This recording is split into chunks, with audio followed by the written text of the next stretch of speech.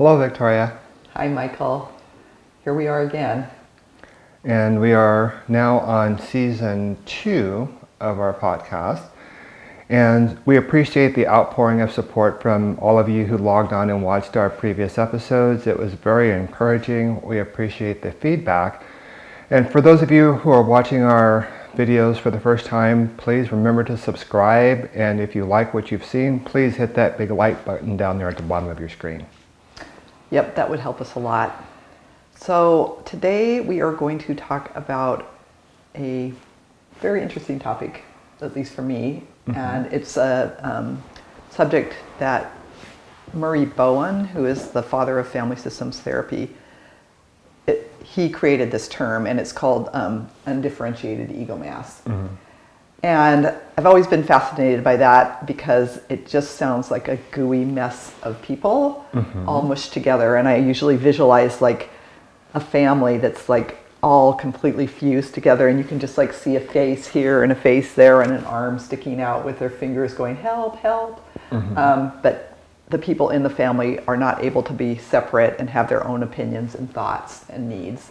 And this doesn't just apply to families, it also applies to cultures. You know, are you a white Presbyterian, or are you a black male Mormon? Like what does it look like in your culture regarding how you are supposed to be or how you're supposed to fit in order to get along with that group? So basically, if we're talking about being a part of this glob you just described, we haven't learned to be ourselves. We're just basing it on what we see around us and societal expectations. Exactly. And it isn't like an all or nothing proposition. It's good to hang out with people that are like-minded, you know, that you get along well with. But if you can't have a separate opinion or a feeling that's different than what everybody else is feeling, or a political view, etc., then you are probably what I would call part of that mushy, gooey mess. And all of us, our ability to differentiate, have a self in whatever group we are part of, or whatever groups, really predicts our ability to stay mentally healthy, physically healthy, and actually whether we are going to have an addiction of some kind. Because if you think about it, if you're just a part of a messy, gooey mess, you are not going to be very happy. You are just going to be conforming and trying to, you know, please the people around you and get along, and you don't form that identity. And as I've said before, addiction or connection, if you're not actually able to be connected inside and know who you are and express that, that creates unbearable pain, and you will end up finding a way to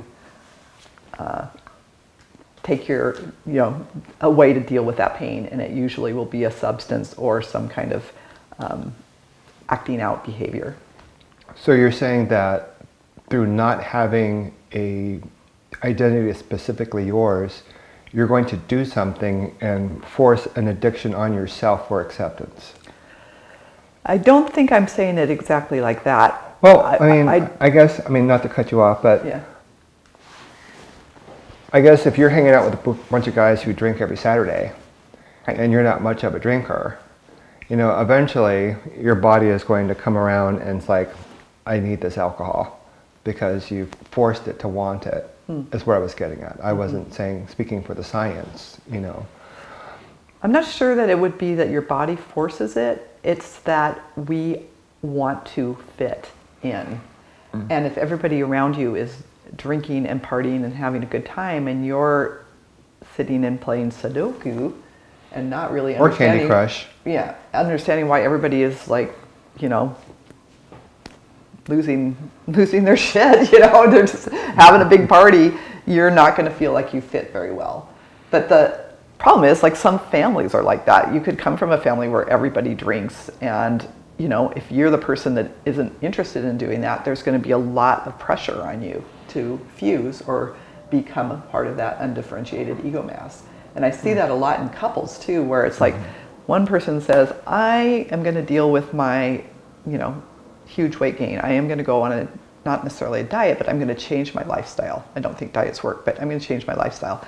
And immediately the other party, who is also 50 pounds overweight, is like, no, no, no, no, no, right? They're going to do everything they can to sabotage the person's desire to get healthy, because that would mean they would have to look at their own pain and addiction and do something about it, and they're not ready. And most of the time, the other person, then the one that wants to get better, will conform, and they will just keep forcing each other to stay in that stuck place, undifferentiated ego mass. Well, I mean, I've definitely seen several examples of that in my lifetime. But then again, I've seen couples who are perfectly happy with one being the super fit active and the other one being the couch potato. But I think if they were both collectively unhealthy and one realized that I can't go on this way, I can see where there could be tension. Or pressure, lots of pressure.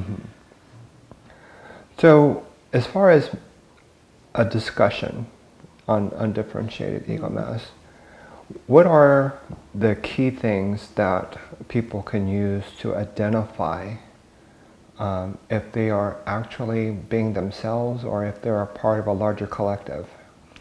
That's a good question. You gave me an example from your life. Do you want to share that? Well, it's kind of embarrassing, but however, when I went on active duty back in the 80s, I think just about everyone who went through and processing with me smoked, and I guess, they'd give us a break. Yeah, smoke them if you got them. I never had them, so I never smoked them, but I found myself outside of the larger collective. And so someone offered me a smoke, and I was like, wow, I got recognized. It's kind of like being one of the cool kids being brought into the circle. So that was how I started smoking back then. And it was counterproductive to what the path that we were on. It would have been basic AIT, airborne school, and then ranger school, all physically intensive programs. And we were kind of sabotaging ourselves for the sake of being cool. That's a really good example. It's, the focus is on what is everyone else doing around me, not who am I, what do I believe, what do I think, what do I feel. And I have a lot of examples of that. I think from my own life, my focus was to be liked, because I didn't feel safe and connected inside my family system. So wherever I went, I would just conform to the group around me. I always felt like there was 5 different Victorias, and and most of the time there was happy Victoria when I wasn't feeling happy. But I wanted people to like me, I wanted to be funny, I wanted to fit in, and it had very little to do with me having a true self and being able to share that. And of course, that pain of not being real caused me to have an addiction. I needed a painkiller.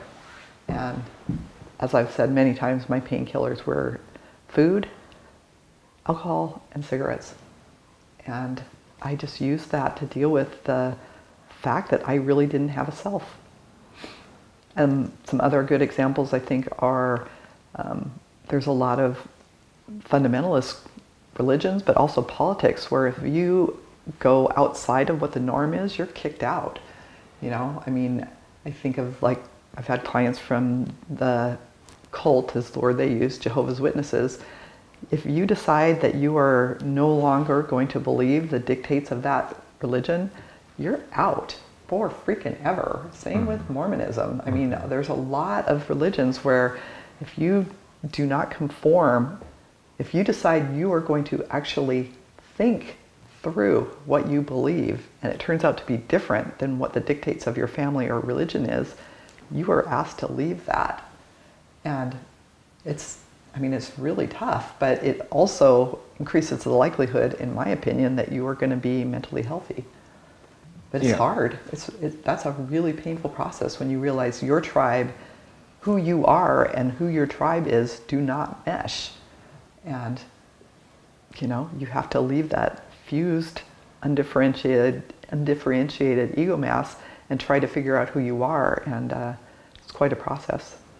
Well, it's a huge trade-off. I mean, you have to let go of everything you've known and loved, your Right. entire social circle, all of your support. And sometimes that means, committing yourself to a brand new struggle because you have no help. You're essentially alone in the world until you make new connections, hopefully healthier connections. Exactly. We had a conversation this morning over breakfast about the Amish kids that get let out for a year into the world just to see what it's like. And then at the end of that year, they've got to go back to Amish country and decide if they're going to live, like the rest of us heathens, or stay, back there on the farms and without technology, without any other conveniences that make life more comfortable. And if they choose the world, their family is gone. You're dead to them, and you can never go back. That's a really good example. The other thing, I don't think this is a unilateral statement because I really do not believe in all or nothing thinking, but I have noticed from my practice, some of the people that have come in and said that they were homeschooled ended up feeling like the reason they were homeschooled is so that they would not learn to think and just make their own decisions about what the world meant to them. They were kept in the home so that they would follow the dictates of what the family said is important. Oftentimes, a religious thrust is what that's about. Don't get out in the world, as you said, with those heathens and start to think about science or the fact that maybe not everybody wants to be, straight, heterosexual, good girls, that they actually have other desires. So families that are trying to not allow their children to get out in the world and learn new things, and it doesn't have to just be homeschooling. I had a client whose mom just didn't want her to be out in the world because it was a bad influence, so wouldn't let her play sports and, play soccer or whatever, because she would start to probably see how dysfunctional her family was. So it really was like the ultimate firewall.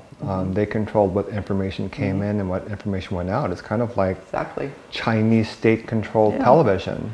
I always say we're all brainwashed until we decide if we are actually going to develop a personhood. Are we going to examine all those things that were just thrust on us and decide what is, yes, I love this, this is great, no, this does not work for me. And do you come from a tribe that's undifferentiated enough or differentiated enough that people allow you to do that?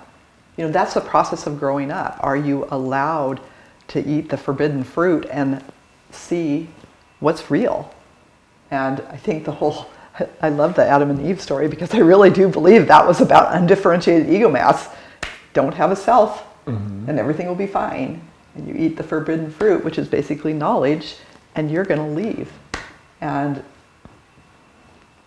that's not okay in some groups. And it was certainly, I was not supported to do that in my own life. I was supposed to, pick up and believe and live all the edicts that were handed down to me. I would say I came from a very undifferentiated family. Oh yeah. That encouragement to think for yourself, make your own decisions, decide what you believe, that just wasn't there. So anyway, that is an introduction to what undifferentiated ego mass is. Do you want to add anything to that? Well, I mean, I guess you guys will eventually figure this out, but we like listening to NPR. And so sometimes when I'm in the car, going to work, going downtown Seattle, I'll listen to NPR, or if I'm out running errands, I'll listen to it. And they did a piece on tattoo artists in the South, and one of the women was basically saying that she tries to counsel her potential clients, in a different direction if the tattoo that they want to put on their body forever is, kitschy or cliche or the end thing. And I took away from that, everyone, like, oh, I saw my friend with this tattoo, or I saw so-and-so with this tattoo.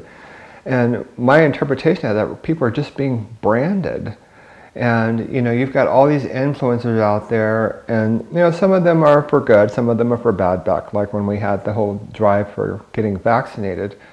But if all of them are getting, a daisy tattoo around their navel and wearing midriffs, it stops being unique after the first person gets it. And so, we don't want to be sheeple or cattle, carve your own path. If you don't want to stay with the pack and you want to stay a couple extra minutes at the stream, do you. But there's a cost to that in some quarters.